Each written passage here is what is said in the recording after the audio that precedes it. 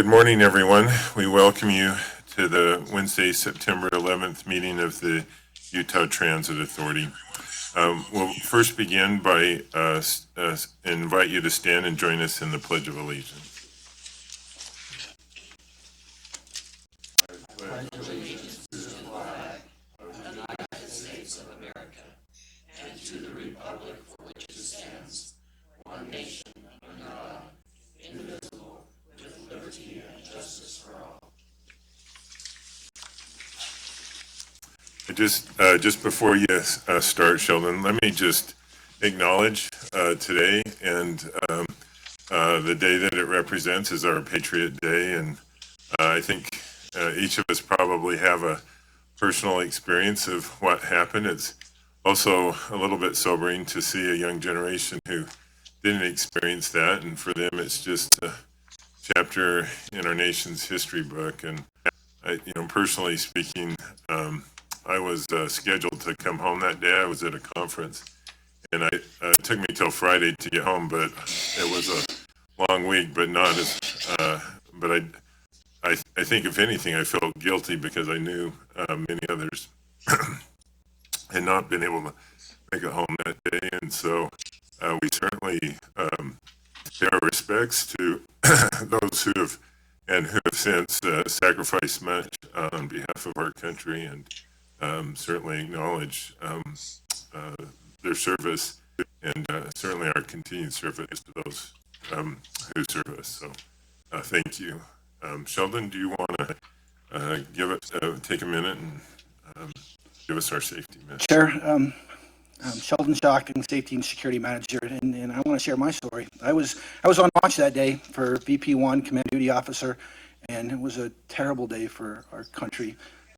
And the advice the skipper gave to me when he came in and talked to me was that we're canceling everybody's leave. Anybody who calls in, tell them to come in, because we don't know what we're going to need to do, but we want to be ready.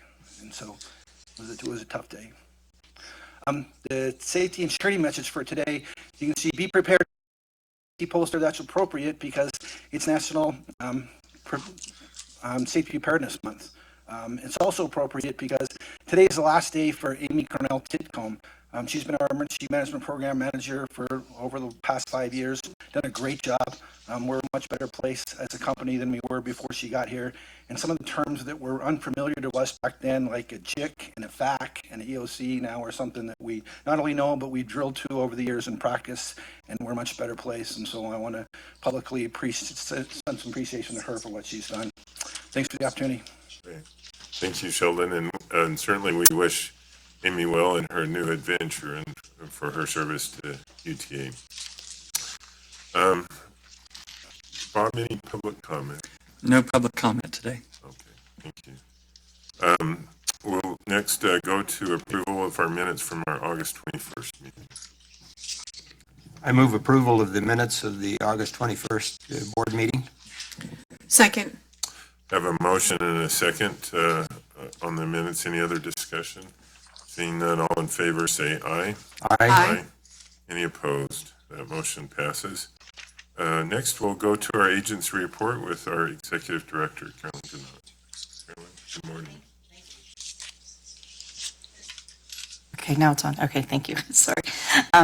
Just one item that was listed on the agenda is that Bob Biles has received the Government Finance Officers Association Award this past year, and want to congratulate him. I think you've won it in the past, and so I want to thank him for his service and actually the recognition today for the financial management of this agency.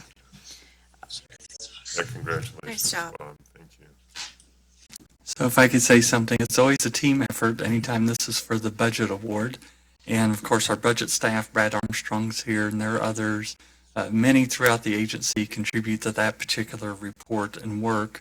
So I want to acknowledge them. And finally, Terry Black, my administrative assistant, who does a lot of the down dirty detail stuff. Thanks. Okay, so I have a couple other items on the agency award. Go to the next slide. Just want to give you a little bit of the preliminary projections we're getting from the August change day Some of the data points that we've seen, we're actually going to be updating them, the better, clearer picture of September last year to September this year. So we'll get that information out towards the beginning of October. But for Salt Lake County, we're seeing an overall increase from 1 to 3% on the routes that were changed, but there's room to grow. Of course, the biggest changes were on the weekends with Saturday and Sunday major increases on the 200, 2100 South and the 900 South and the other changes. So we're seeing good increases in those areas. In the next slide is Salt Lake City. One of the things we want to look at is they put a lot of promotion in for those routes, and so we want to look at a little video they put on. We don't have the sound, but it actually sort of shows a video they've been showing regarding promoting the new service lines. And it's really focused around the 15 minutes and using those services on the 200 South, 900 South, and 2100 South.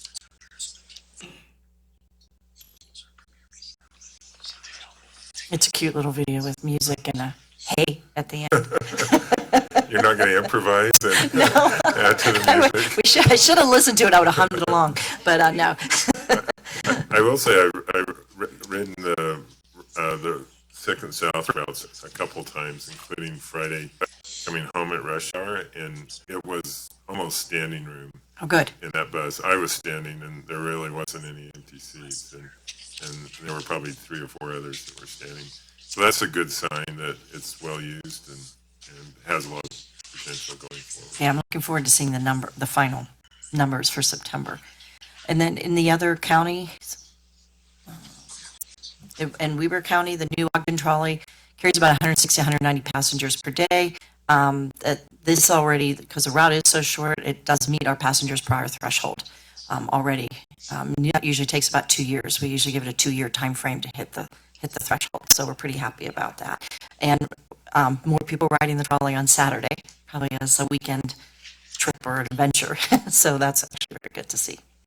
Oh, that's good. I don't even think it's been a month since we did the ribbon cutting. So, wow, that's impressive. And this on Tooele County, the total ridership is pretty much the same through based on the changes, but the midday flex route, the new one, has attracted about 44 boardings per day more so far. Utah County, the weekday and Saturday ridership in North County and Lehigh Tech Corridor is down a little bit as people adjust the change. There were some changes and some cutbacks, a little bit of changes in the route, so we're going to see a couple of changes. We think that'll settle down.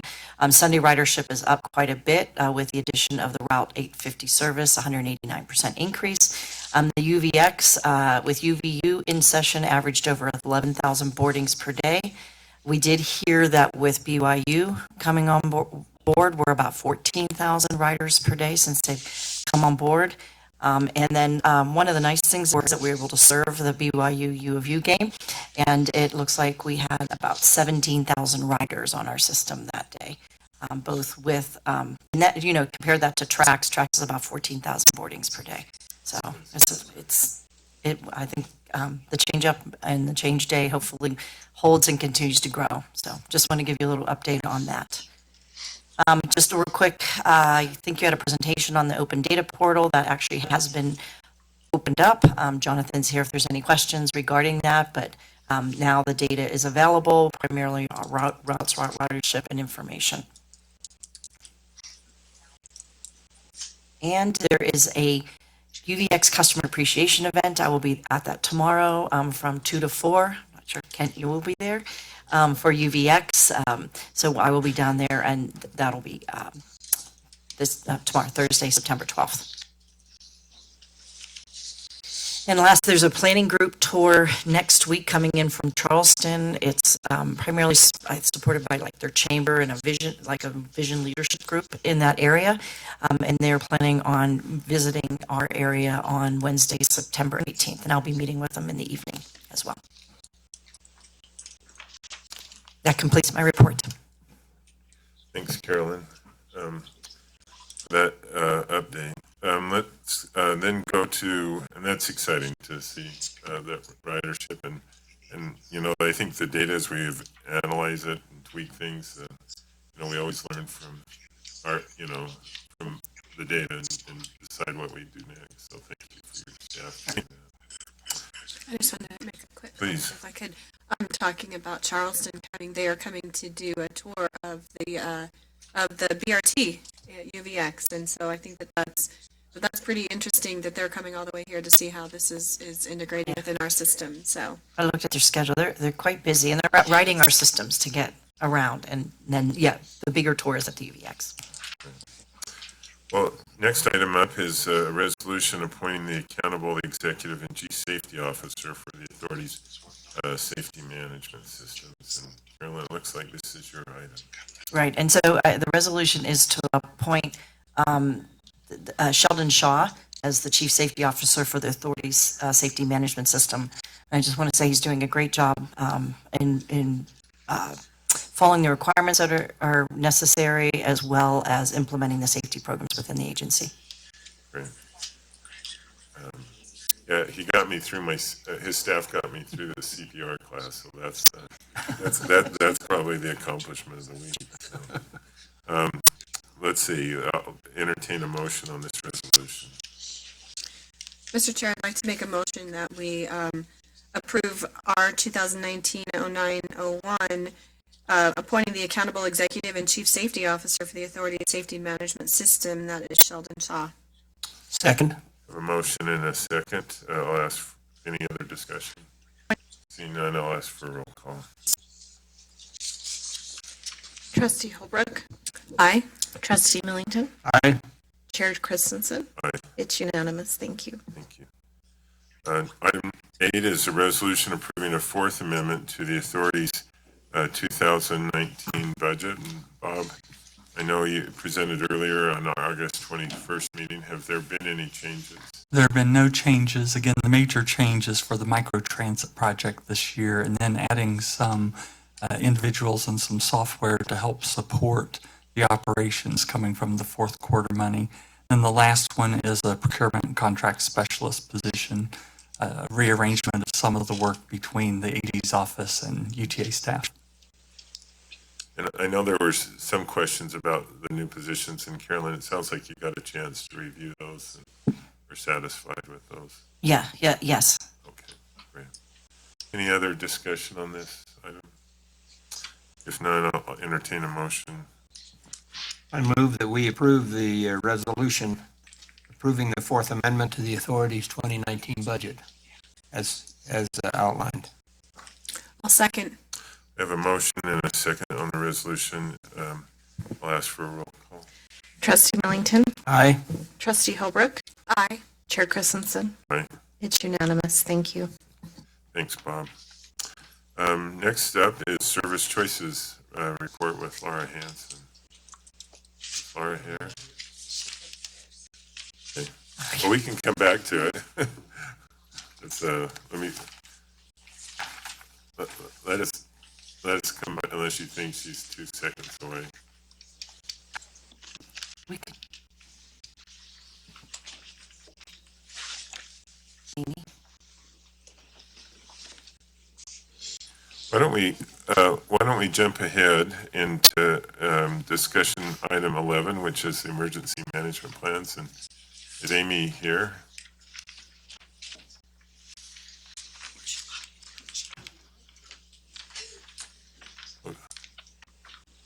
Give her a quick out, and we just jumped ahead and saved you the rest of the contract discussions and service plan discussions, and by the way, tell us where you're heading after UTA. Is this on? Okay. Virginia. So Virginia. Well, we wish you the best there. Why don't you, Tell us a little bit about the position. Tell us something about the position you're going to have. so I'll be a government contractor. So and I'm going to be running FEMA's national level exercises for Region 10 to start. So Idaho's part of it, but I don't think they have as much play. Oregon, Washington, and Alaska, building on their Cascadia Rising scenario they did 2 years ago. that's great. Well, we wish you the best. Why don't you take us through our own emergency management plan and help us to understand it better. Okay, well, thank you for the opportunity to let me present on my last day. I do appreciate that. And I just wanted to give you a few bits of information at that high level of our plan. So created a vision statement a couple years ago to be recognized as an industry leader in emergency management. And I believe we are. FTA often highlights practices and things that we've put in place. And we accomplished that vision through our plans, coordination, training, and exercises with other agencies. So we have several plans in place. They're all GRAMA protected. The only plan that's a requirement is the emergency preparedness plan that comes from FTA's requirements. And that basically acknowledges, here's our operating system and that we know there's roles and responsibilities in a disaster. We have an emergency operations plan, which is how we run our EOC, the functions, roles and responsibilities, the processes, paperwork, planning P, incident action plan, all of that falls into that. We have our continuity of operations plan, which is how we maintain business. So here's our critical infrastructure. Here's what it takes to operate at 25, 50, 75% levels. Line of succession, things like that are all in within that one. We did a very extensive threat, hazard identification, and risk assessment. So we looked at our natural hazards based on history, our critical infrastructure, our vulnerability. We also looked at crime stats as well as terroristic possibilities and rated our system and building units, our business units against those perceived issues, and we came up with that. Our Family Assistance Center plan, it's a very robust plan. We have tested it in all 4 counties. It's what we would do after a mass casualty or mass fatality situation. The roles and responsibilities, the different services, and the different agencies that would aid in operating that. And then the Active Shooter Recovery Annex is how we would take care of our own after a workplace violence incident, and it ties into the Family Assistance Center, and it's part of the Emergency Preparedness Plan. And then each facility has an emergency response plan that identifies shut-off locations, assembly points, and things like that, and that's also part of the EPP. Anytime if you have any questions on this, because I know it's kind of a lot, go quick. One question I have is, once we have our plans, to what degree are they sort of coordinated with the county or state emergency plans, just to make sure there's no conflicts? So they're updated either yearly or every 2 to 3 years. The ones that are coordinated with the county are the FAC. They're currently working on their mitigation plan, so they're going over their vulnerabilities and assessments with their threats and hazards. And some of that information is more protected, but you see what they're identifying as theirs, so we're making sure ours have aligned with that. Okay. And then our EOP, we just follow what everybody else does with their EOC, but fitting our needs. So, and we've practiced those with all the counties. Our Emergency Operations Center, we have one in place. We have stood it up a few times. It was open a few weeks ago for Pence's visit. We stood it up when Trump was here. And then last year when the catenary break in October, we ran it for 3 days straight. And the purpose of that is to coordinate and support the incident site and what's going on there, managing of public information, and it's keeping that bigger picture, that 30,000-foot level, so looking at the entire system and not just the impacted area. We have 3 levels of operation to align with FEMA's recommendations. We're either not activated, partially activated, and this is what this looks like. So we have an EOC director. A public information officer may or may not be in there, but there is coordination. The EOC coordinator, which is my position, facilitates information and liaisons with the surrounding counties or jurisdictions. Safety, operations is in there. Planning, and it's not service planning, it's different, is in there. And then the situation and resource unit, maybe 1 person, maybe 2, and logistics for procurement purposes. In a catastrophic event, it could be fully activated, and this may be what it looks like. We would activate branches, groups underneath operations to fit the needs of the incident, as well as units under planning, logistics, and finance as needed. So policy group function, their main function is the overall monitoring of the emergency and recovery situation and then providing regular information to the Board of Trustees. This is broken up, and it's hard even for me to read, so I apologize, but informing board members on a regular reporting process of information, what's going on, and giving them that high-level synopsis, maintaining liaison with external stakeholders, and then monitoring and recovering the restoration of the system. The policy group consists of the executive director, the COO, and then the VP of finance. So, community expectations. Can I ask a question? Say in a semi-catastrophic event, say a earthquake or something that disrupts some key parts in our system. Some of the times we have materials on hand, obviously, to fix, but do we have arrangements like to either get from other agencies or suppliers, critical infrastructure stuff? Or is there a sort of a wait period? I know some of the wait period when we order parts and other things can be a really long time, and I just wondered how much reciprocation we have with, say, other agencies. So Todd could actually speak further on that, but we have worked on that. There are some contracts in place for some emergency procurement of some items. Other items, I know certain infrastructure pieces would take a little bit longer to acquire, but they have worked on putting all of that in place and making sure we can get stuff rather quickly. Amy, I had a quick question. I know, and it's interesting that we're talking about this today because I know one of the challenges with 9/11 was the fact that there was a lack of communication ability between interagencies and other things. And I know that this could be protected, but is communications one of the things that is really emphasized in terms of between agencies and other areas? And is that part of this EOC plan now? Is that? Yeah, so in there, we talk about different ways that we get information from our own people because even that has been a struggle at sometimes. So we communicate with the incident commander on scene, the rail chief, and that's one way we're getting information. Also, operations section, they're communicating with control rooms. And then part of the general staff in there, so my position, I'm liaisoning with the state through WebEOC or on the phone. With the local county that's impacted, again, through WebEOC on the phone and having those contacts, and we're sharing information. So we can give regular updates through that if it's online, as well as phone calls. And then our backup, if everything goes down, is ham radio, and we are working on having the same channels so that we can communicate with all the counties in the state. And I realize this should be out of order, so I'm going to skip ahead and then jump back. So essential responsibilities of the board within the plans. It's ensuring business is able to restart or maintain an identified level until full restoration is possible. Disaster declaration, so UTA can declare a disaster, and then that would go to the local county that's affected, and then up to the state for ratification. And then coordinating with senior elected officials, and aligning our priorities with the elected officials' priorities so that we're all on the same page. And that's why coordination happens at all the varying levels, from the local up to you guys, and then the state past that. There are UTAs written into everybody's plans, found out, in my 6 years here, that we're in everybody's plans. Universities would want us to help aid in evacuation, hospitals if they had to evacuate. Two bigger plans that have been working on the state this last year in coordination with FEMA is developing a statewide evacuation plan. It's in draft form, and we have made comment back. We are part of the process. But basically, there's 3 levels of evacuation. And school buses would be used, UTA, and then charter buses. Part of that is that we would ask UTA for buses at that level 2, so we would go outside of the regular immediate town, so through different counties.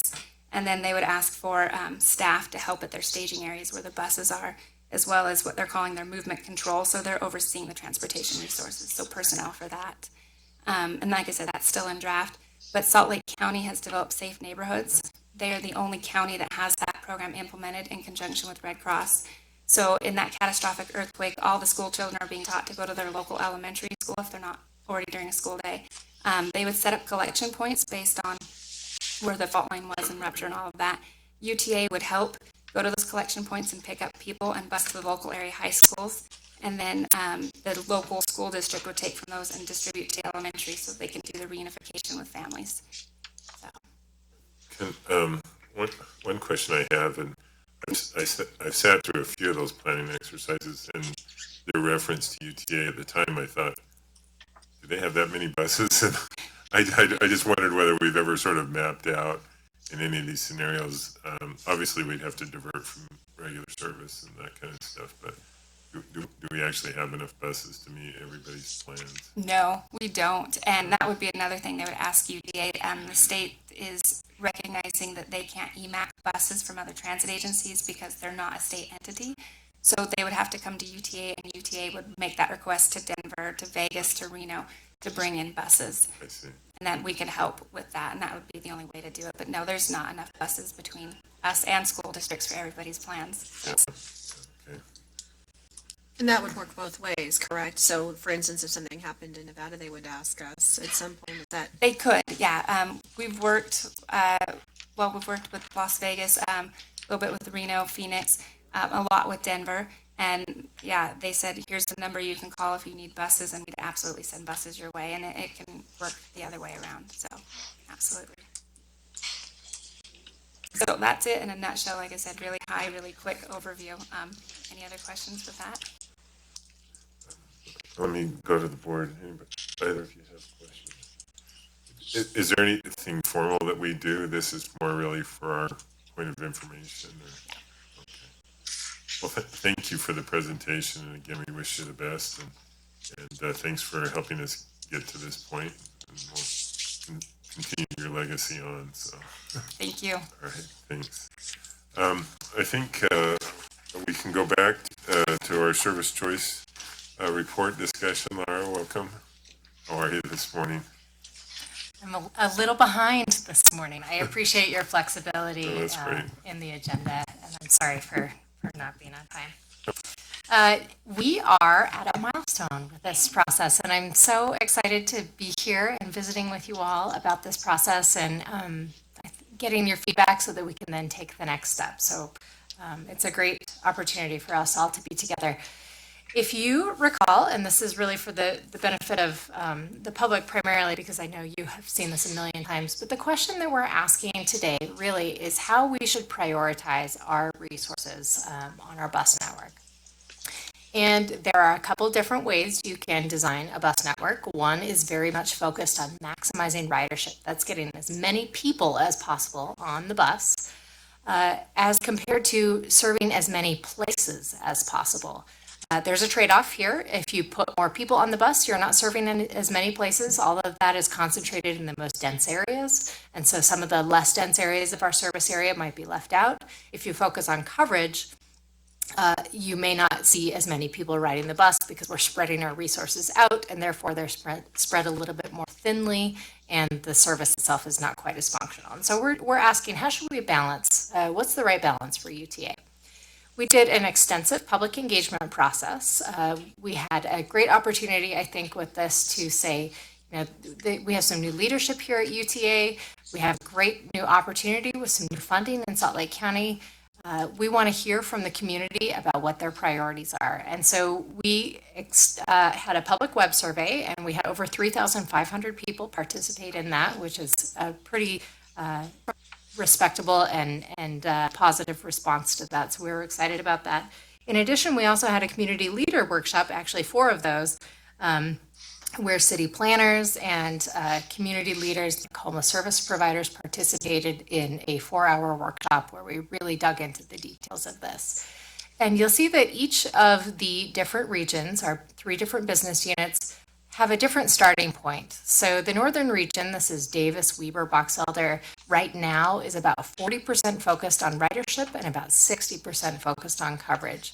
The other 2 regions to the south, Central and Southern, are 60% ridership and 40% coverage, so just the opposite. We asked the public, how would you like to change that, both with existing resources and then also future resources? And the response that we got in the northern region was, we'd like to shift a little bit more towards ridership. And in the central and southern regions, they said, you know what, we feel like it's about right today, and we'd actually like a little bit more resources for coverage with additional resources. That was the public web survey. Their exposure to this was a simple survey that had some educational information in it, but they didn't have the benefit of a detailed workshop where we're actually playing and with strings and experiencing this with our hands. So at the community leader workshops, we did do that, and unilaterally across the board, all 3 regions said for both existing and future resources, we'd like to see more focus on ridership. We also asked folks about, to the extent that we are providing coverage, what is the main purpose for that? Serving people with no transportation alternative, responding to growth or new development, or simply because we pay taxes and therefore we should receive some feedback too. Again, you'll see consistently, virtually everyone said our primary goal should be serving people who have no other alternative. And after that, we would really much like to focus on serving areas that are growing. So that's kind of what we heard from the public. Here is a new version of a timeline that you probably have not seen yet before. But I tried to put this into kind of a graphic that shows that we are moving along a pathway. We are at the board direction milestone, which is the third sort of blue mile marker along our roadway, which is really, we're at maybe a 50% point in our process. After this, we will be coming back to you all with 3 scenarios for each region. Our goal here is to find efficiencies. We do this anyways. Every single change day, we look at our system. We say, how could we better use our existing resources, make sure we're maximizing and getting the biggest bang for our buck. So we'll be doing that. We'll also be presenting some options for future bus service that does 3 different things. One, we want to make sure that we're being responsive to the public. If we ask the community for their input, we want to make sure that we're being responsive to that and showing how they influenced our decision. We would put the increased frequency and span in the denser areas, the core areas of our service area. And when we're focusing on coverage, responding to the public, likely to put that in the areas that are most likely to develop into ridership areas in the future, but striking that right balance. So here we are today, and we are looking forward to some feedback from you all, some directions so that we can go out and develop these scenarios. And some specific things that we'd love to hear from you are there specific elements or connections that you feel we need to consider? You're out talking to these communities all the time. You have a sense of what their priorities are and what the needs are in the region. Are there any specific geographic areas that we should focus on? There's a lot of conversation about the Cottonwood Canyons. There's a lot of conversation about the southwestern part of Salt Lake County, for example. Which geographic areas would you like us to focus on? And are there any specific targets that you'd like us to hit? And so I don't want to force you into giving us a 70-30, 60-40, 80-20 split.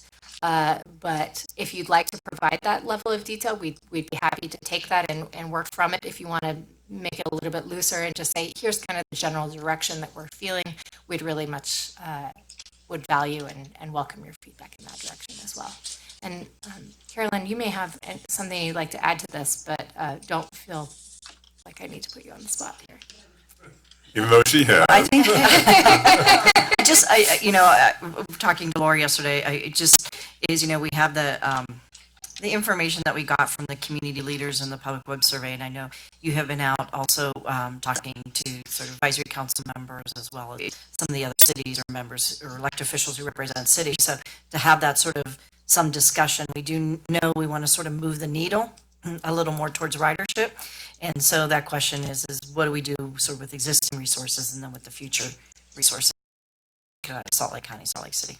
And I can go back to the public input chart here if that's helpful to you. One question I have for you, and this came out of actually just hallway discussion with Carolyn, and how do we look at express service? And I know it probably hits the coverage notion, but there are sections where probably they're limited or no coverage. That for the most part, while it doesn't hit the category number 1 or people that have no transportation alternatives, and the challenge in that one I think is it's a hard one in the sense that we have a moral and to a certain extent a legal obligation to provide some of that service, but also they have some choices about where they choose to live, and we all do that in the context. And if we didn't have an automobile or something, then it would probably guide you to where you ended up needing to reside, and so it's a delicate balance, and I don't want to dismiss that by any stretch of the imagination, but there are some areas where people probably would feel covered if you had 2 to 3 express buses in the morning and somehow going back. And I was I've done so many city council presentations over the last month and a half. I pretty much do it in my sleep now, but in those conversations, one of the things that sort of is also coming clear, say in 2010 or earlier, they all came towards Salt Lake. I'm not sure they all come to Salt Lake anymore. I mean, certainly a large number do, but we have significant employment centers, all around, and we see that, and so as opposed to the kind of hub and spoke model that we've historically had, do we have to think about where some of these centers are now? We've been encouraging that in our planning, in our long-range planning of town centers and large employment centers, and I don't know if there's similar kinds of employment centers where we think that we have some at least small hubs, and so maybe not all 3 buses, for example, come into Salt Lake. Maybe one does go down to the tech sector or up to Hill Air Force Base, or I think we have to sort of reset that paradigm a little bit, because that is changing. And then, and so let me ask this question: does Express Bus come in the coverage ratio? Obviously, it's not ridership, or is it really a third category? And that was the conversation Carolyn and I were having. But I just wondered how we looked at it.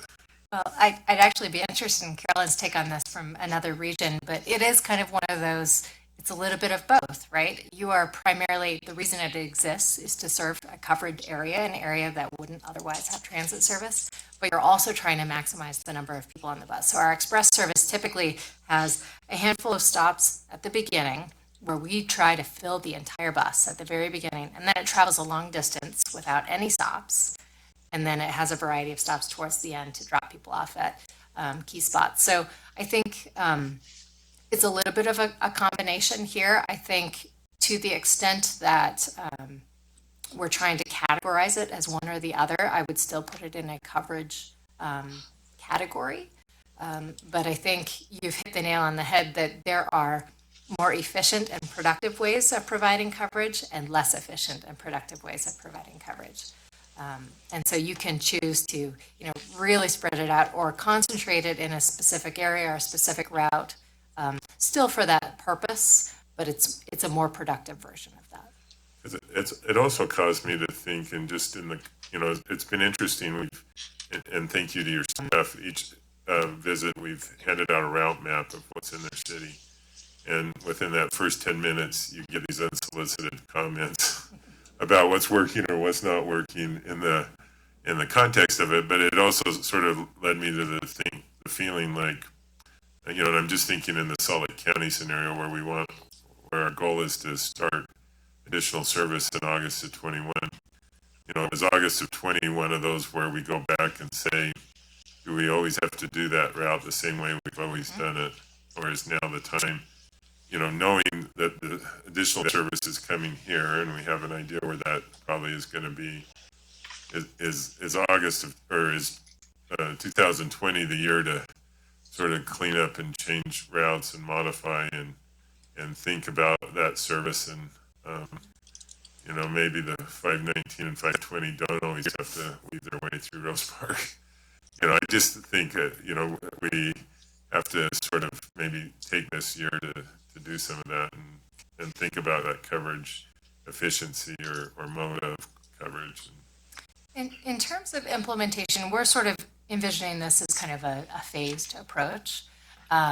We have some limitations on garage space and vehicle space. It takes time to procure and manufacture a vehicle. And so even if we said, okay, we know exactly what we're going to do today, there's a lag time before we can actually implement some of these things if it requires additional vehicles and additional garage space. So the way we're thinking about the August 2020 change day, so just about a year from now, would be adding span of service. We can do that with our existing vehicles, with our existing staff.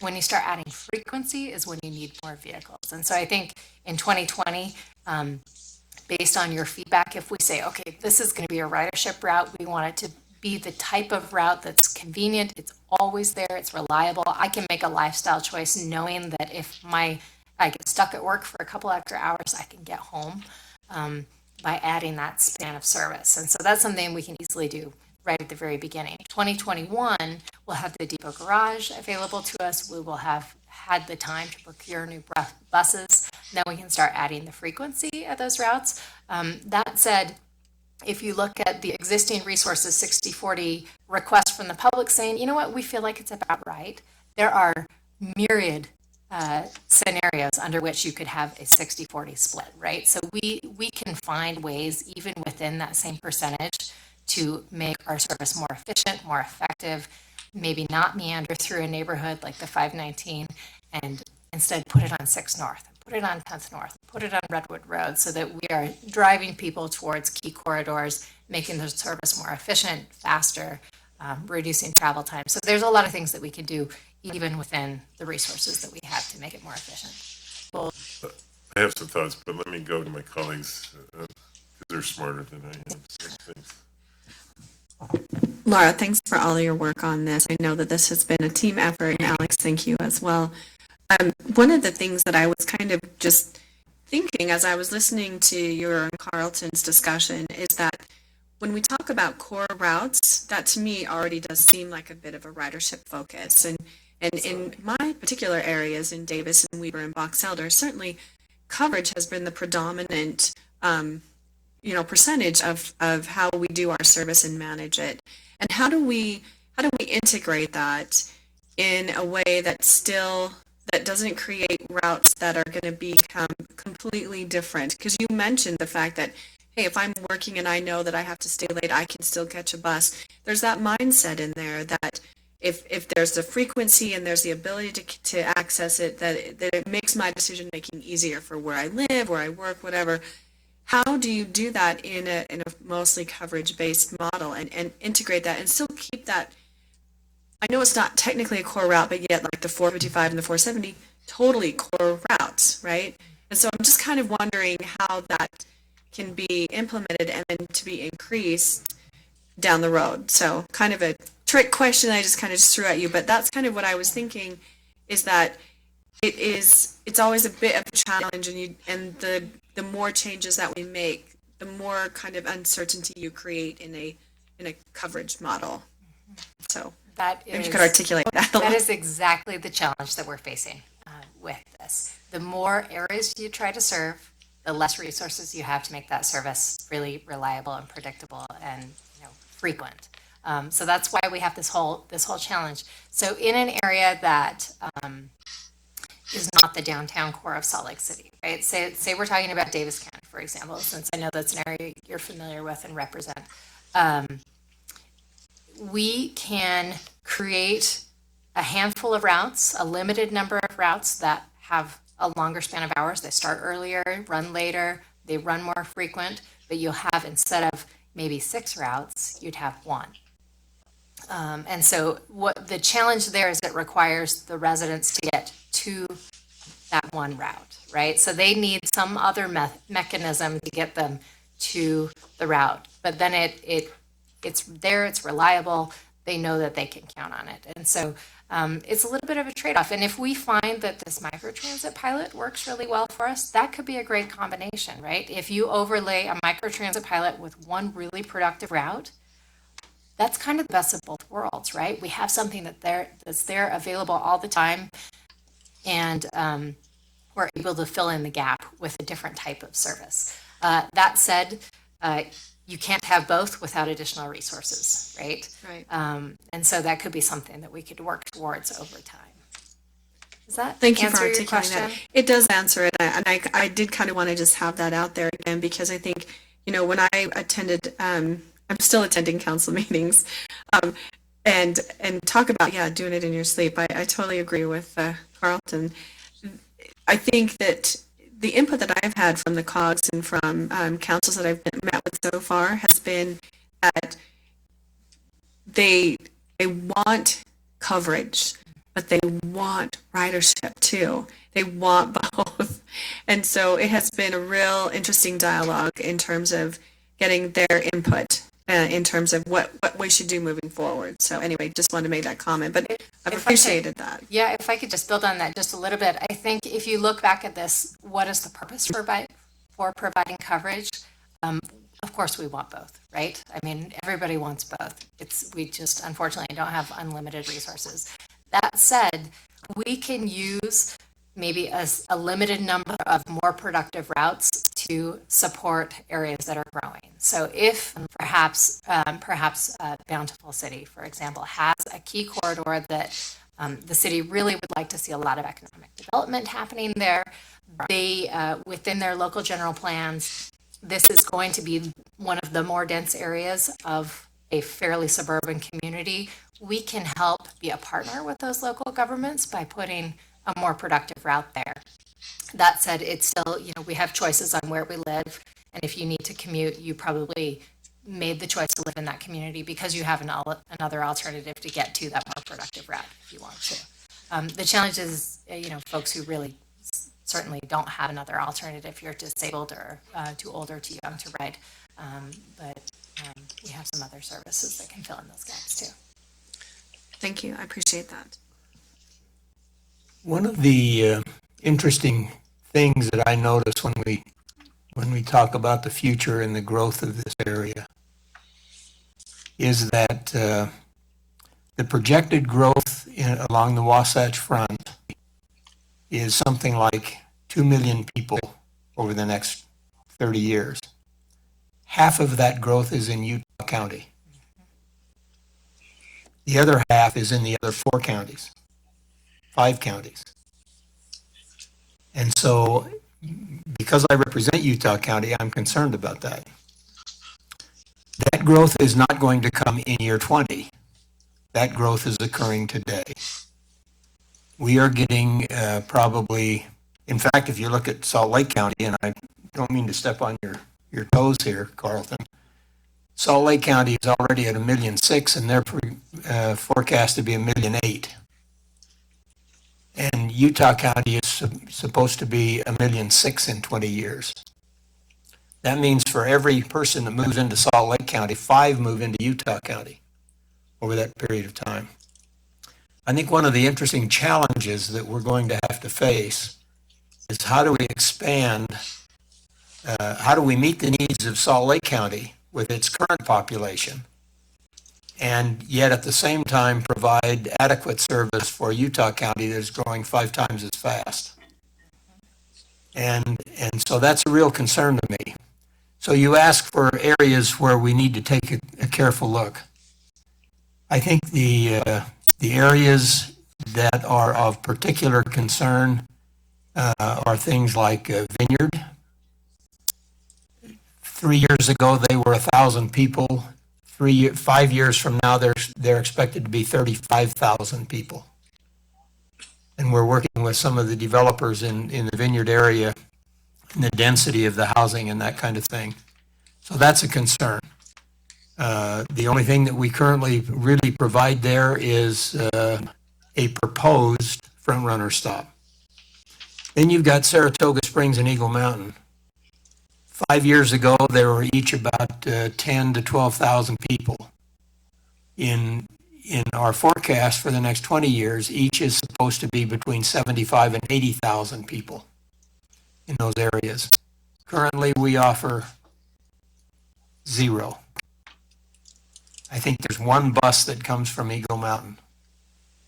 And so we're going to have to pay some attention to that kind of growth. When I've presented, as my colleagues have, to the mayors and city council, they are, in fact, I was at one last night, and they said, before the meeting, when I introduced myself to one of the council members, he said, "You may get beat up tonight." And it really is true that they're growing, and there is a need that we are currently unable to meet. So I think we're going to have to take a very careful look at these growth areas. Eagle Mountain, Saratoga Springs, you've got the entire South County area from Springville to Payson and beyond Santaquin. All of those areas are not currently in need, perhaps, because even the few buses that we do run there are not really well ridden. We don't have a lot of people. We've done some heat map studies of who gets on and gets off at each of the stops. But that will grow over time. And so we need to be aware of that while we're trying to expand the service needed, expand the service in Salt Lake and North. But we can't ignore the fact that half of the growth all of the prognosticators say is going to occur in the next 20 years along the Wasatch Front is in one county. And so we should not lose sight of that as we think about how do we prepare ourselves in 2020 and 2021 to meet growing demand, because the people are moving into that area now. That growth is happening currently. And so that really begs our attention, I think, as important as this is going to be. And so that's, I think, part of the reason why you saw that most of the people down in Utah County were saying we need to do the ridership, because most of those people, the elected officials, are saying we need to be 70-30. We're currently 60-40. And they're saying we need to be 70-30. They really want to emphasize ridership because they're very concerned that the growth that will occur in Utah County, given its geographic configuration, will absolutely squelch any traffic on I-15. We have one north-south freeway right now, roadway right now. And that is a major concern that they all have. So we need to think carefully about what we're doing. Now, I'm sorry that I'm rambling on, but this whole service choices, as I've talked to the cities and the county, they're very concerned that we provide ridership so we get people off of the roads onto the buses to move from where they live to where they work and play or go to school, as in the case of Utah County because of the two big universities there. And so it's not something that needs to be done today, but we can't lose sight of the fact that half of the growth occurring along the Wasatch Front is occurring in one small county. You touched on a lot of really interesting and very important points there. I think you raised some interesting little contradictions in my mind a little bit, with the focus being I'm on glad of that. ridership, yet the growth happening in the south part of Salt Lake County and Eagle Mountain and Saratoga Springs would traditionally be coverage areas. Mm-hmm. So right now they're coverage, but they won't be in the future, right? And so By that time, it'll be ridership. It'll need to be ridership. exactly, Yeah. but it's not today. Not today. Today ridership is pro vorum. And so I think that kind of ties back to the comment that Trustee Holbrook was making earlier about how can we, and actually Trustee Christensen as well with the express routes, how can we provide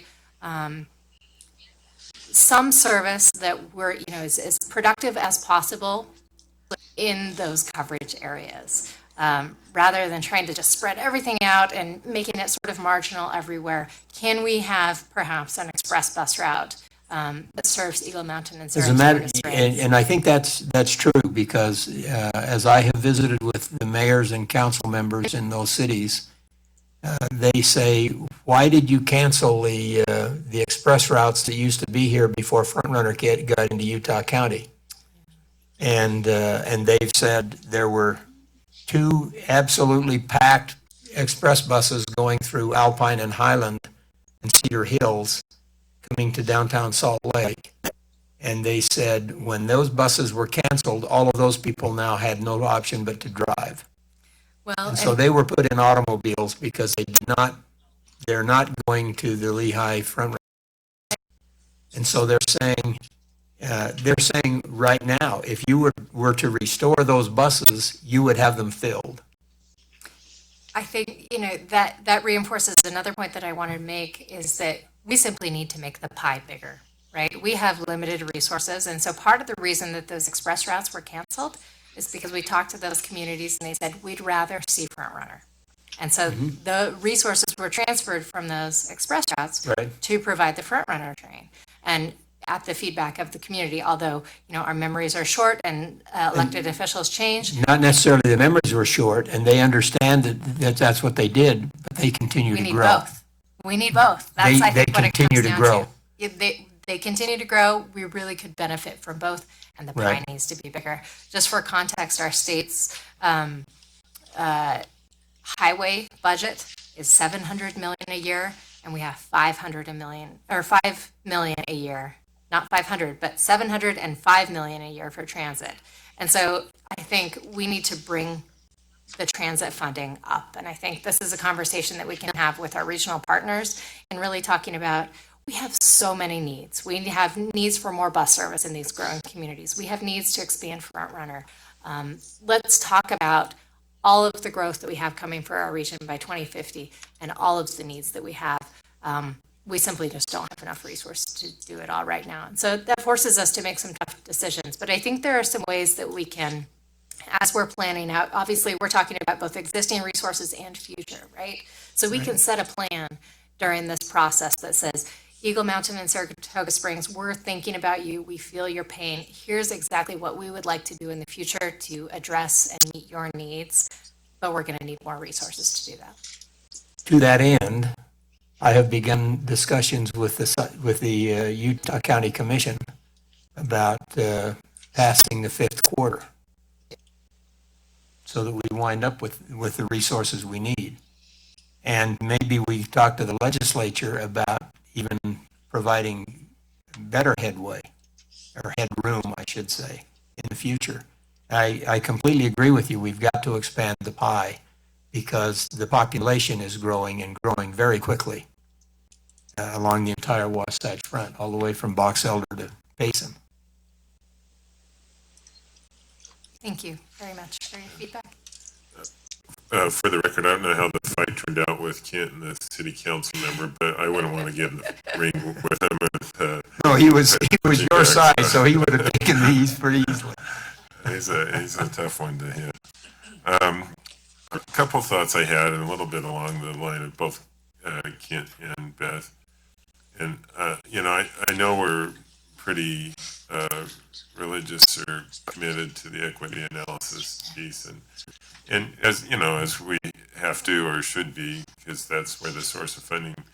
But I also think a little bit, as we try to sort of close some of these gaps, the folks from Eagle Mountain and Saratoga Springs are, the ones coming towards Salt Lake Valley, or some are probably going across at Saratoga Springs. I think it's at 2200 North or something like that. 2100. 2100 North. But a number of them are also coming up Redwood Road, Yes, through they are. Bluffdale, Riverton, and they're working to expand Redwood Road, and they've done a lot of work with Bangor and the interchanges. But there's no way that those can handle that growth going forward, right?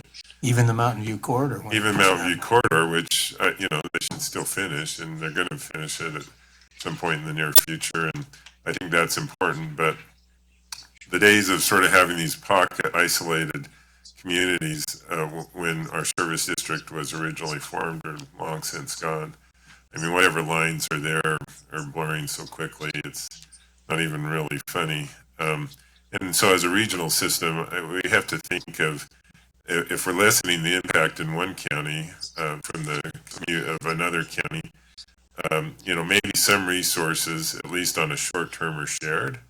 And so that service, because if you can pick up a ridership through North Salt Lake coming into Salt Lake City, or from those communities coming up through the south, it only helps the county in through which they're commuting. I mean, our real challenge on commuter rail is, lessening the impact of I-15, through Salt Lake County. And so I think we have to look at that a little more and maybe sort of push that envelope a little bit as we look at route design. And I think it subsequently, a commuting bus from South Davis County coming up, for example, a Fourth West corridor, where you have high density residential being built today, only serves that community as it picks up the final passengers, and vice versa coming from the south. So I think we maybe look at that a little bit, and hope that, ultimately the pie grows big enough in those respective areas that can do. I also think, and you spoke a little bit to this, Laura, but, communities are currently going through and identifying their high-density transit corridors, right, as part of their housing plan associated with HB 34, and we should respect that somehow.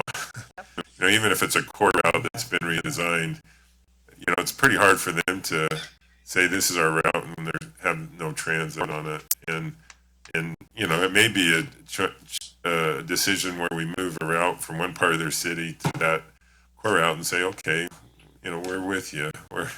You're on this table, and we'll align with where you say your local plans are, and meet you halfway at least, and try to encourage that where we can, and hopefully they'll align in a productive way. But I think it would also help them, move that along. Even when I was down in Bluffdale, and they were talking about a section where they want to do high density housing, and think it could work well. Well, it might be a good start of a line, going somewhere, or someplace where we could think about that at least. And I think in some of these areas where we call coverage on their high density corridor, to them it probably hits that ridership piece for them. But I would love, at least on new service, to lean a little heavier. I think that 70%. I'd love to push it to 75. Ultimately, because I think I'm seeing high density corridors in Salt Lake County being built at a rate a lot faster than I ever imagined. Right.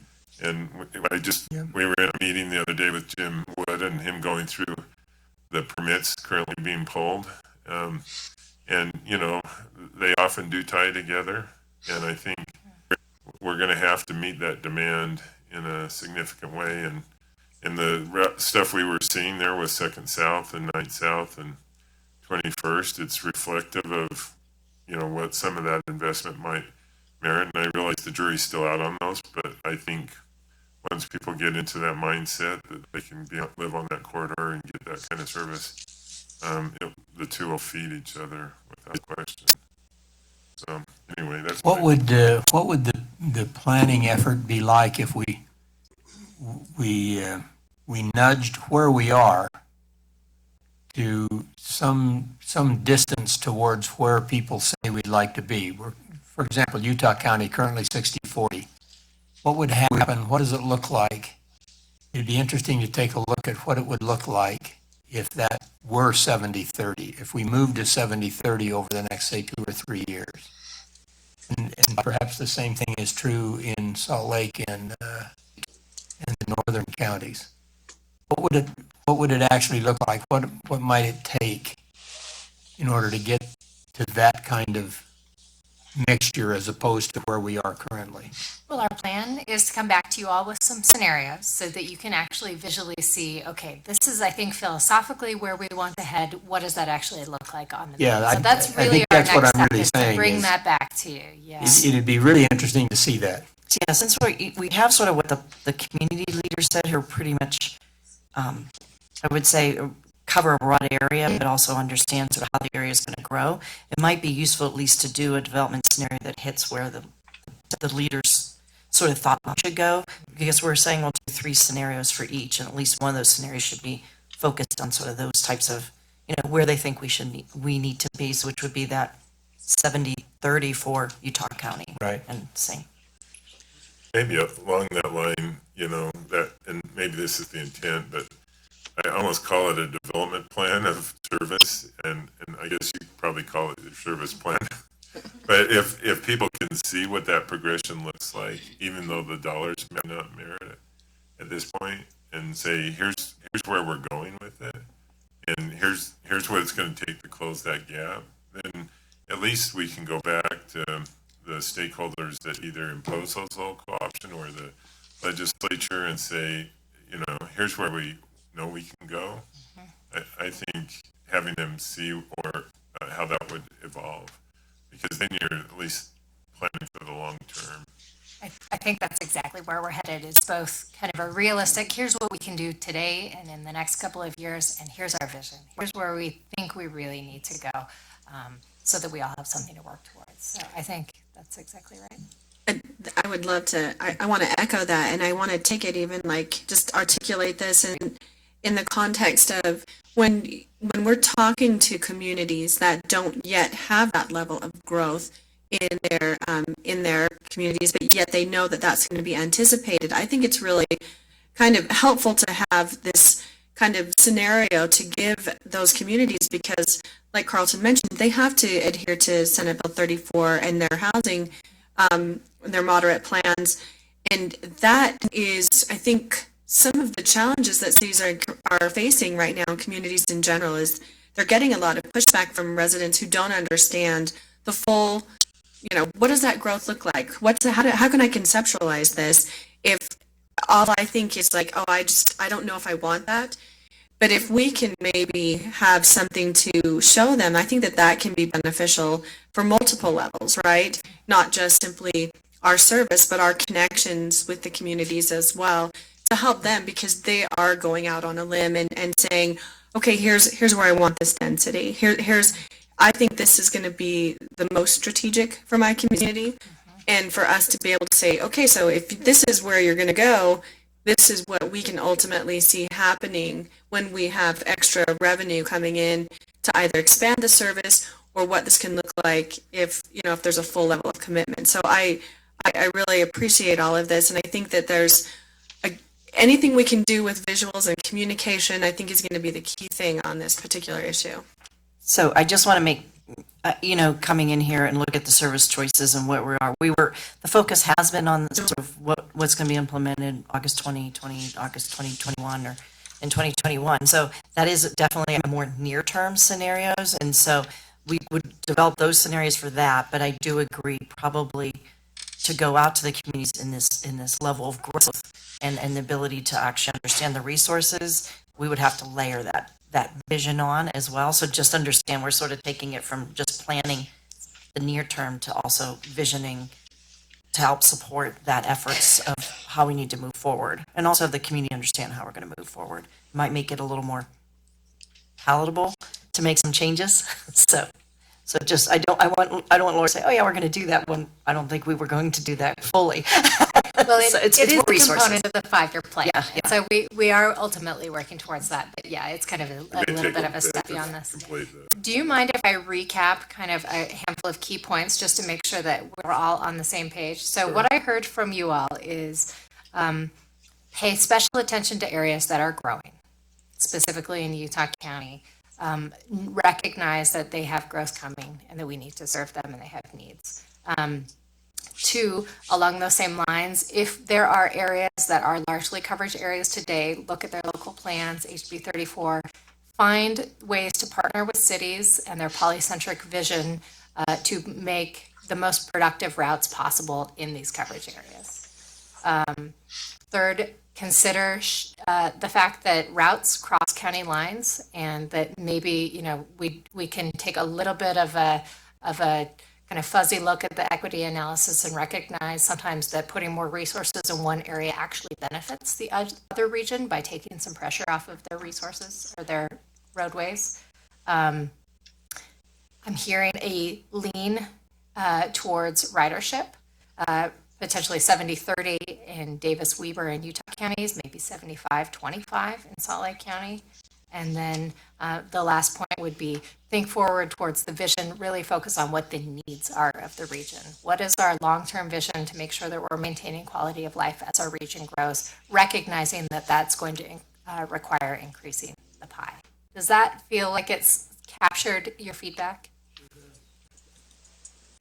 I think so. I think one thing I just wanted to kind of emphasize again, because I do think that in Davis and Weber County, certainly I think the goal is to get towards ridership. But because of the way the geography is already in existence, there is always that coverage element that's not going to change. So I just wanted to kind of acknowledge that. But I do think that you articulated what we were kind of indicating here, so from my perspective. The only thing I would add, and it's really covered in some of those line items, but there is growth in the southwest part of Salt Lake County. And but I think if you're implementing some of the things you talk about, their needs would be met in conjunction with that. But I just want to acknowledge that. We'll type this up and send it back through Annette too, just to make sure that we're all on the same page. Just want to ask a question because the slide right before the one that's on the screen right now had sort of also looking at finding efficiencies, which I'm not sure if we talked a lot about that here, but that's really in looking at sort of the ridership. And I think that's important to go in combination with it. I don't want to lose sight of it in terms of the existing piece. Yeah, no, I don't know how long it's been since we've had a sort of major relook at even our current system. And, you know, if it's not totally broke, you wouldn't fix it, but It's been about 2007. yeah, it's probably time been to some take an time. honest look at it, because I just think of even the redevelopment of a lot of these communities, that dynamic has changed considerably. Yeah, it just is a lot different scenario than it was in '07, and probably more than we thought it would get in '07. So. Our thanks, Laura, to you, your staff. I know Nicole and others have worked heavily on this project. And Alex really has carried the heavy load on Okay. all of this. He joined UTA and we just threw him right into the frying pan and said, here's a project. Why don't you take this on? So New guy always he's done a gets the fantastic brunt, job. so. Well, thanks for your Thank work you on so it. much. I'm sure this will be one of many dialogues as we go forward, so we'll look forward to that. Thank you. That does take us to our contracts and procurement section of our agenda, and our first item up is a contract for bond underwriters with Bank of America Securities. It looks like A, B, and C are somewhat tied together. Yes, they're all the result of one procurement.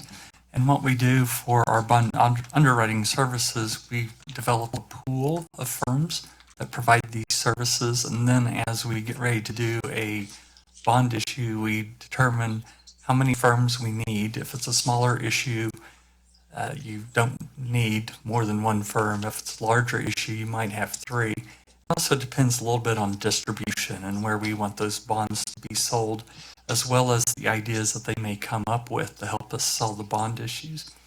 So you're right, there are three contracts for this particular procurement: Wells Fargo, Bank of America, and JP Morgan Securities. There were 11 firms that responded to this particular RFP. The selection committee went through and came up with these three firms. Bond underwriters become part of our financing team whenever we're doing a bond issue, and we use their input on determining the structure and term of the bonds, you know, which years the bonds are sold and that sort of thing, as well as any financing structures that might benefit UTA, and as well as disclosure requirements. These firms are out in the market every day selling municipal bonds.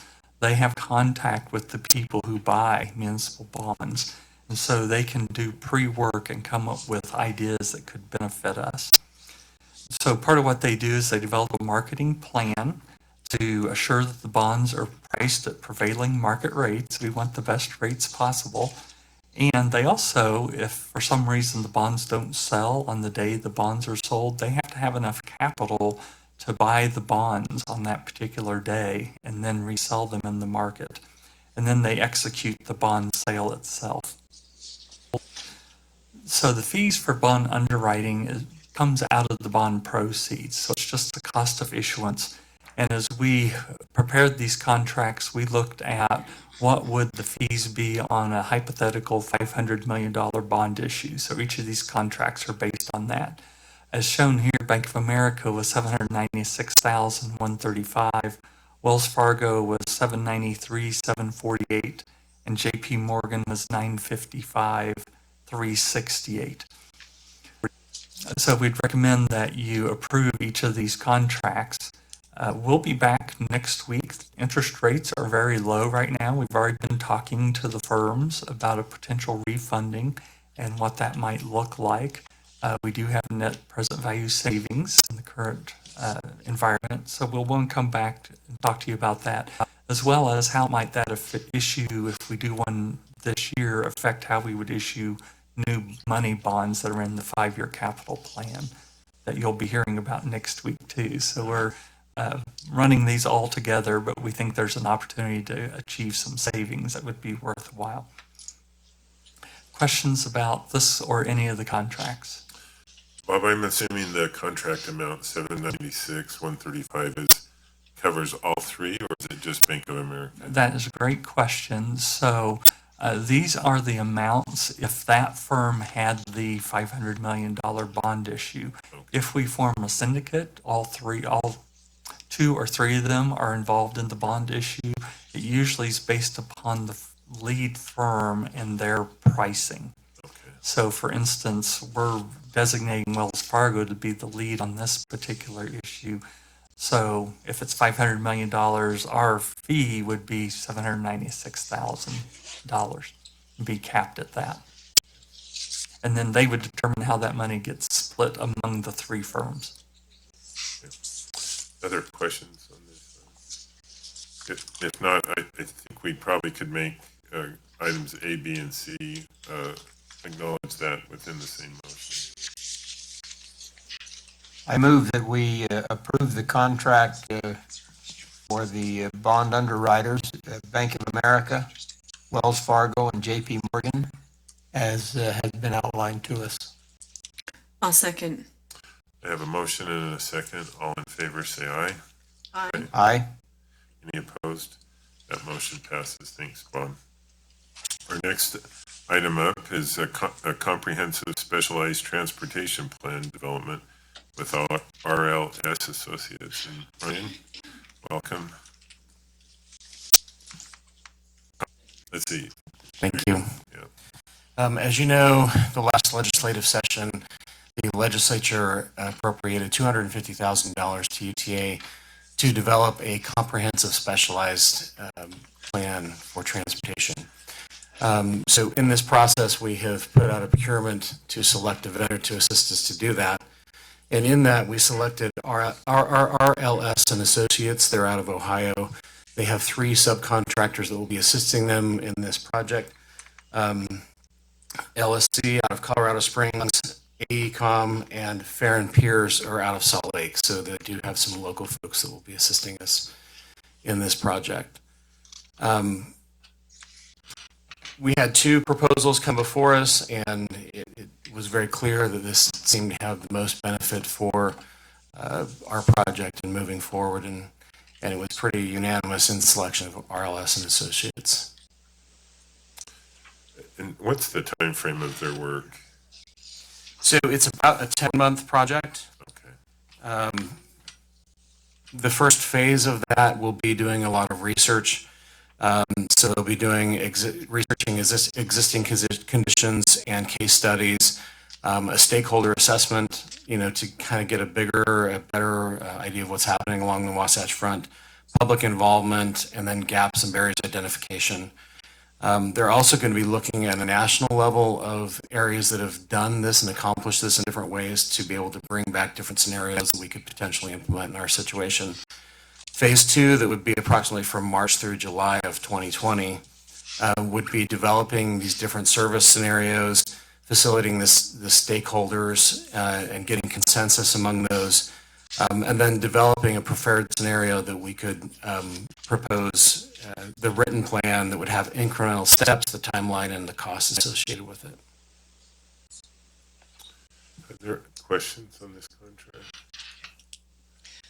I actually did have a bit of a question. So when you say that they're going to develop a plan in terms of how to structure maybe some of the future transportation needs for these groups, does that, it incorporates what we already have, but how does it look at any future growth, I guess is my question.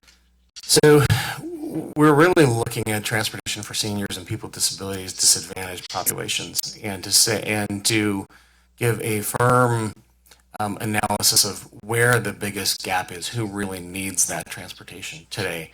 Of course, we'll be looking into the future. We'll be trying to address that. But right now, the current situation, there is no state funding at all for specialized transportation.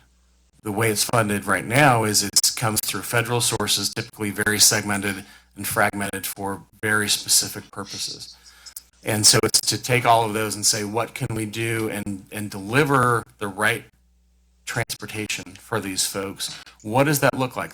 Is that still multiple providers doing that? Is it a centralized provider that could do that? many ways that you could attack that problem. But the first thing is to identify what the biggest gap is and who really needs those trips. And then to say, what is the best way that we can use the existing resources, and then how much money on top of that we would need to close that gap. Any other questions? If none, I'll entertain a motion. I'd like to move that we approve the contract for comprehensive specialized transportation plans development with RLS Associates Incorporated. Second? Have a motion and a second. All in favor, say aye. Aye. Any opposed? The motion passes. Thank you, Ryan. Thank you. And then just for your information, we will be at the Legislative Interim Committee next week, giving them an update on our progress. Okay, great. Thanks for your work on it. Next item up is a contract vendor managed shop supply with Granger, and Todd Mills is with us today. And good morning. Morning, Chair, trustees. This morning I'm bringing to you a contract with UTA and WW Granger to supply all of our shop supplies for all of our divisions. That includes operations, maintenance, and administrative staff. This contract is for 5 years with an annual volume of roughly $1.5 million. Over the life of the contract, that represents about $7.8 million. Part of the this negotiation included specific product pricing, so we put out a list on this RFP of specific products, and those have specific pricing associated with those that were negotiated as part of the contract, and then we also have discounted percentages off of basically everything else in their catalog. Just an example, Granger does have about 1.7 million items in their catalog, so pretty substantial choice of items out there.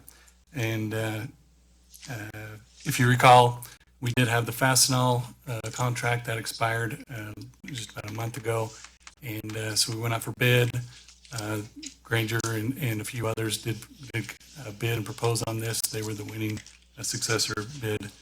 A couple of highlights on this that we also negotiated is that this is a consignment inventory agreement. So the items that are in the vending machines and also in the back stock that are issued out by the parts clerks, those are actually owned by Granger, and then we pay for it when it's issued out to us. It is a vendor managed inventory contract as well. Granger comes in, they stock the items in the machines for us, and the contract also includes multiple point of use machines throughout the maintenance facilities and operations that they come in and stock 1 to 2 times per week as well. So it takes all of that minutia and extra work out of what we used to do some 5 years ago. Prior, just when I arrived, we changed over and did this model. It also allows us to do a tool checkout. So part of the contract, we have the machines there. They have some extra empty bins that allows us to do tool checkouts of things such as keys or computers, laptops, things like that the maintenance staff needs, that they can check in and check out, and also record if there's anything wrong with those items when they check them back in. Another benefit to this is that the invoices for the majority of the part will be paid for with P cards. So it relieves some of the administrative functions off of our accounts payable department as well. Any questions on that? No questions. I mean, it sounds like a good opportunity. It was a little timing wise. So we went on a tour with some, I think, Senate staffers, and we walked through the Warm Springs facility, and we saw the Granger things. This would have been probably a month ago. Mm-hmm. So my question is, were they just anxious and replaced their machines before the contract started, or is this contract just coming a little bit later? And yeah, so there obviously had to be continuity of service that we had to negotiate as part of this deal. And so we actually extended the Fastenal contract out a few weeks so that they could overlap. And we needed to get the machines brought in, set up, test them, make sure that they were operational before we actually turned off the Fastenal machines. Now, a lot of the inventory that's held, they will own it until we actually use it, and then we pay for it. Correct. They agreed for this 5-year to have all of these items at the same price, or will there be an escalation clause? Great question. There is an opportunity for them to increase price after the first year. They have to present total cost of ownership, percentage increases, and why they're requesting those increases, and then we approve those. And Okay, the reason for the question is a lot of that material that they use, these supplies, are made offshore. Mhm. And in the current environment of tariffs, Mhm. things could change very quickly. Yeah. So part of that would be that they would have to provide, the specific tariffs that are affecting them, and Okay, excuse me, how that's rolling down, and but they why do they're- guarantee the first year. Yes, And then do they guarantee each year after that, or? there's a cap percentage on the increase as well that they can increase. Okay, thank you. Any other questions? Seeing none, I'll entertain a motion on this contract. I move that we approve the the vendor-managed shop supply with W.W. Granger for our parts, I will second. shop supplies. I have a motion and a second. All in favor, say aye. Aye. Any opposed? Thanks, Todd. Motion passes, by the way. Next is a change order for on-call maintenance, task order number 87, UDOT Q Cutter Traffic Signal Project with Stacy and with that. You'll have to tell us what a Q Cutter traffic signal I is. figured that was coming. Thank you for your time. I'll just go through into the general information first, and then we can get into the details. This task order is to adjust preemption time for 5 different tracks locations. Winchester Avenue, Redwood Road, 7200 South, 3900 South, and 3300 South. Preemption timing provides an opportunity for vehicles to clear the track area before the train arrives at the crossing. This requires a connection between the traffic signals and the grade crossing gates. The scope of work includes labor, testing, integration, equipment and material, including relay bases, arresters, terminal blocks, and wiring to adjust preemption timing. All work on this task order is reimbursed by UDOT, and all costs have been approved by UDOT, so they've seen all of these costs. Task order number 87, the cost is $281,797, and UTA has provided the engineering and has reviewed the preemption calculations that were produced by UDOT. I guess the reason this runs through UDOT is because UDOT has the responsibility for all railroad crossings at grade, is that correct? Yeah, they are the state safety oversight Right, for the grade crossings. okay, So they'll go out on a yearly basis, do a survey of all the crossings, and then come back to us and say, okay, these crossings here, you need to adjust your preemption or timing. and On that, signals. so they've looked at these 5, they've come back to us and said, you've got to make some improvements for these 5, and that's what this Yep. covers. Yeah, and the Q cutter basically is an adjacent traffic signal by the grade crossing that has the ability to have a red signal that backs up traffic onto the track. And so these calculations basically say, okay, if a train's coming, we need to turn this traffic light green to get all the cars out of the way before the train gets there. Okay. Yes, please. Yes. Other questions on this one?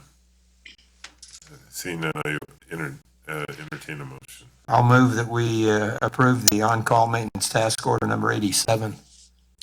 I'll second. Have a motion and a second. All in favor, say aye. Aye.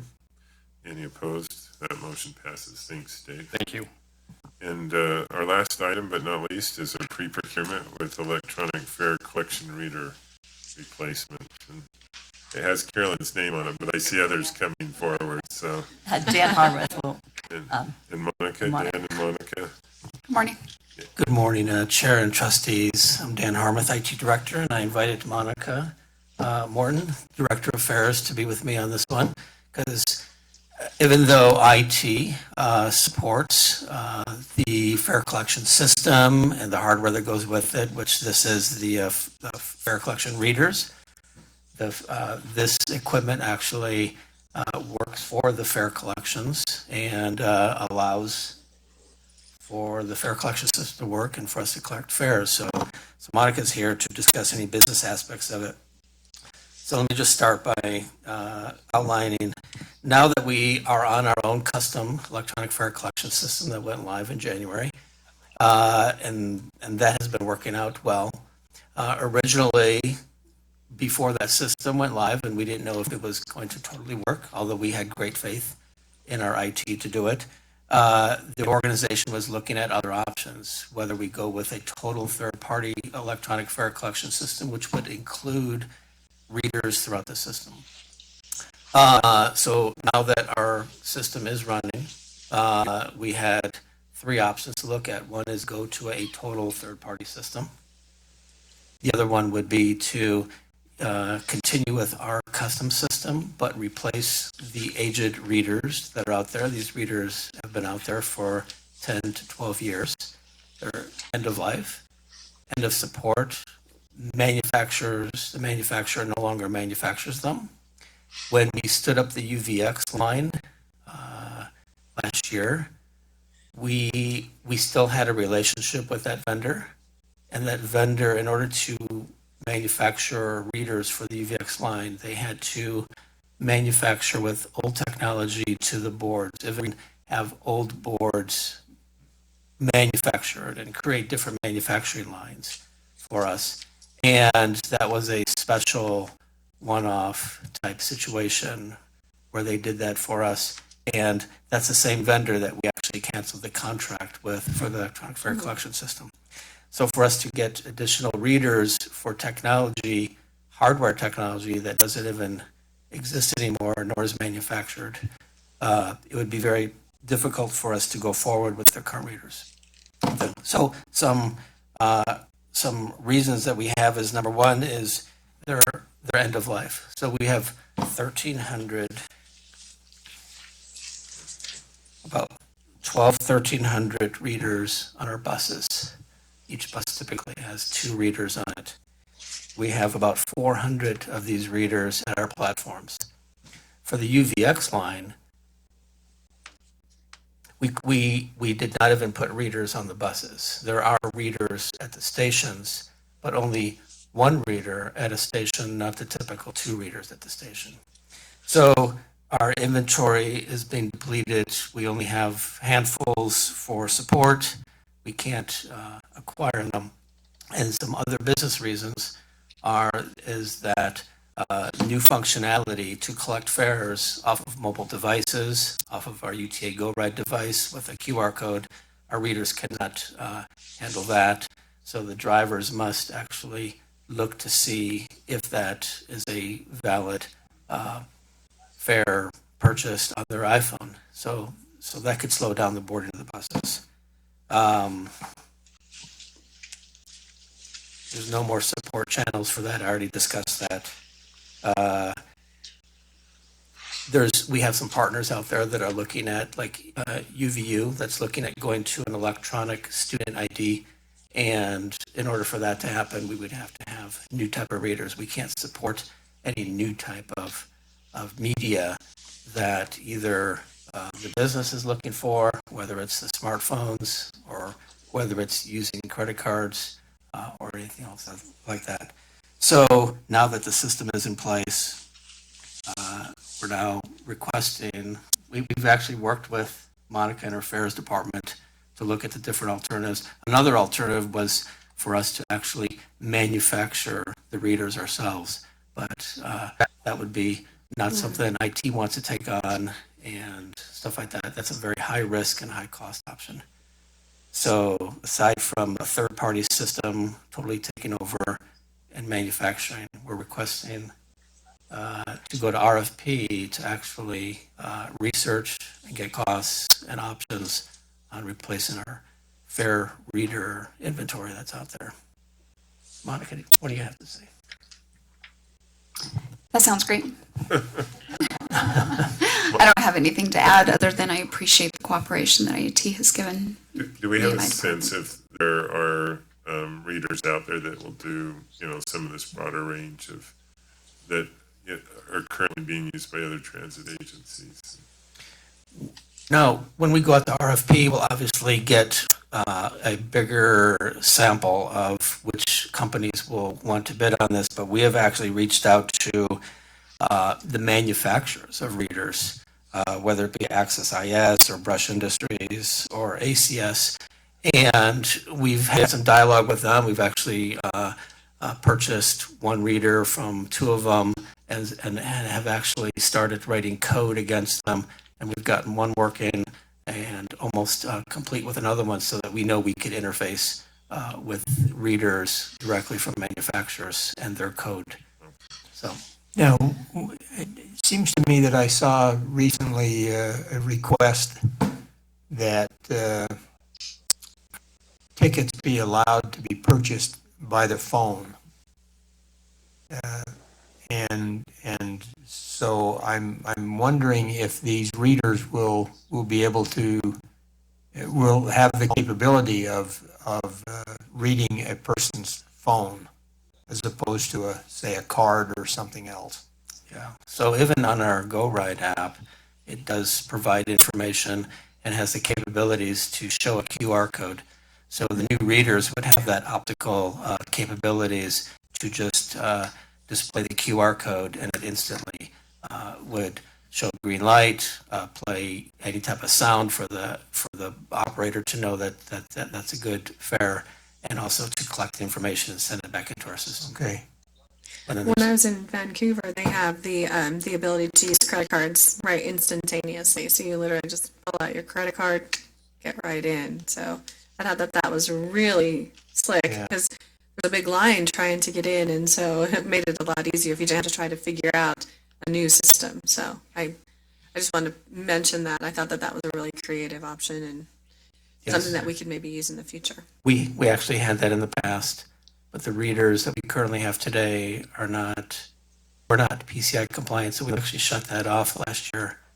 And we did find that it was a minor, very small portion of the fare collection, so it wasn't worth retrofitting and the whole thing, and fixing the system. So it was turned off with new readers and new ways for them to communicate, and maybe a segregated network for that, making it PCI compliant. We could bring that back. Yeah, I think the industry is swinging now the other way. Like he mentioned, we did have it before. It was shut off. We had a low adoption rate, but now all of the EMV chips are coming back in and all the technology is there. So I have gotten requests for that technology, and I think we should keep that option on the table.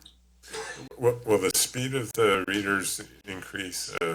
They're occasionally a little slow when you get on the, is that a network issue or is that a reader issue? I would say it's a function of more of the reader and the technology that's in the reader. All the readers are on the platforms, and we have fiber to the readers. Now, if you're doing it on the bus is subject to, we do store local data of the local cards that we know that are valid, and we do push that out to the buses, but they have to communicate over cellular if it doesn't see it in its current database. It's on the reader. It sounds like a needed opportunity, so we look forward to some good results in your procurement. So, What's the timing you expect to hear back from people so that we'll hear a proposal back from you? Monica, what do you think? An RFP of this nature could take 8 to 9 months for us to come back with the options and a contract to propose. Yeah, we definitely need some time, but I think that we're coming up against a situation where we do need to get some new readers out there as quickly as possible. So probably max 9 months, but I'd like to see that hopefully within 5 or 6. IT is in support of the business. Thank you. the challenge has been placed, so. 3 or 4? Yeah. Anyway. Oh, now it's a negotiation. I do want to also explain the financing for this. So this will actually be, I talked to the CFO about this, and this will actually be financed. So it won't be money out of our capital budget. Okay. Is that correct, Bob? Looking at some kind of lease. Yeah, that's correct. We just included it with one of our leases, and I think we put it in the 6-year lease category along with our prayer transit vehicles. I would recommend you approve the budget before we actually sign a contract here. Yeah, okay. All right. Well, thank you for that update, and we appreciate you responding to our questions. So thank you. Thank you. Since we've taken care of item 11, I think the last item, I guess it's not our last time, we do have a closed session. So just a reminder that our next meeting will be on September 18th. In a second, I'll entertain a motion for the closed session, which is a strategy session to discuss pending or reasonably imminent litigation and also discuss collective bargaining. And we'll be convening over in the engineer cabins conference room. So I will entertain a motion for closed session. I move that we go to closed session. I'll second. I have a motion and a second for closed session. All in favor, say aye. Aye. Aye. Any opposed? That motion passes. So we'll be back later to adjourn the meeting here.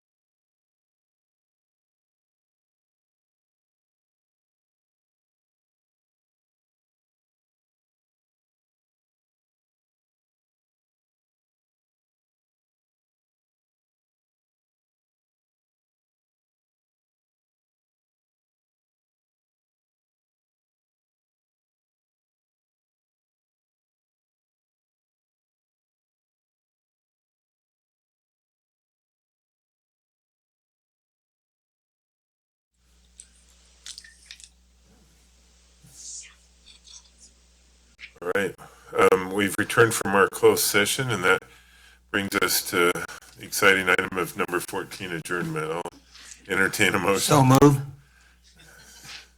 I will second the exciting motion.